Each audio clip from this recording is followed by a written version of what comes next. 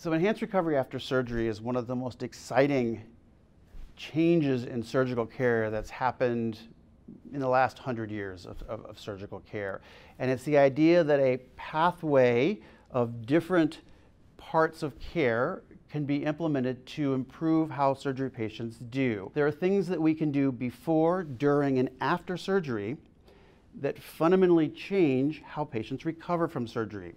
And those things include components like we've always made patients unable to eat or drink the night before surgery. And so they come into us dehydrated and starved, which is never how you would want to come into a marathon. So now we encourage patients 2 hours before their operation to take in a carbohydrate beverage, much like someone would take in before a race. And this hydrates them, provides them the nutrition they need to be ready for the operation. And then during the surgery, we try to balance how much fluid we give. You wouldn't want to drink too much or too little fluid during a marathon. Both would be bad.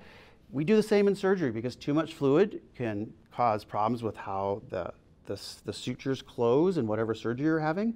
Too little fluid, of course, causes dehydration and poor perfusion to the surgery you've had, and it may not heal properly there either. And then after surgery, the key is getting up, moving, pooping, and eating. And so we want patients out of bed right after surgery. We want people eating within hours of surgery, at least starting to drink and then ultimately eat, because the longer we don't feed, the more the bowel goes to sleep.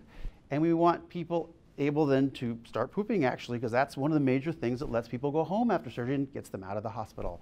And so ERAS incorporates targets in our care that address all those issues. And some of those things even include we use less opiate painkiller medications because that slows the gut, causes constipation, causes vomiting. So we use more regional anesthetics, things like epidurals and spinals, so that people can recover faster, get less medication that keeps them in the hospital and causes complications ultimately afterwards.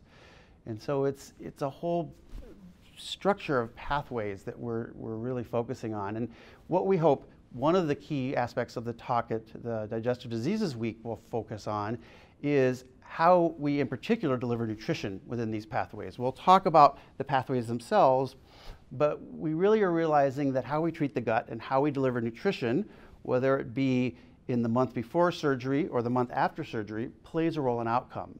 And we just had guidelines come out around that, national guidelines that tell us that we really need to be better at recognizing malnutrition in our surgical patients. We know that 1 in every 3 patients in the hospital is malnourished when they get admitted. And in fact, people having major GI surgery, 2 out of every 3 patients coming for that surgery are malnourished before they have the operation, and no one is checking right now. And so we hope there's a day when there will never be a patient in the United States or anywhere in the world that has surgery when they're malnourished without A, being checked for it, and B, having it treated. So no one should ever have surgery without being asked if they have eaten enough, if they're eating more than half their meals, whether they've lost weight or not, or other signs of malnutrition being checked. Because when you're malnourished, you're not ready for surgery, you're going to have more complications, and we can treat it. We can give you simple things to make it better. And so we believe that's true both before surgery and that this care needs to continue after surgery. And this is a major change in how all of us, whether we're surgeon, anesthesiologist, gastroenterologist, or anyone else, thinks about our patients, particularly in gastroenterology, where you have patients like with inflammatory bowel disease that come in with severe malnutrition. I think all of us should be expected to do better for our patients, and implementation of ERAS really pushes all of us as care providers to, in every part of the care around the time of surgery, really do the right thing, whether it's before, during, or after. That we have to pay attention. We have to be sure our patients don't come in malnourished or dehydrated or not ready for the operation. We have to be sure we do things right in the operating room, and then we have to be sure we do all the things that get them up, moving, eating, and pooping after the surgery so they can go home and return to the life they came to us to give them in the first place.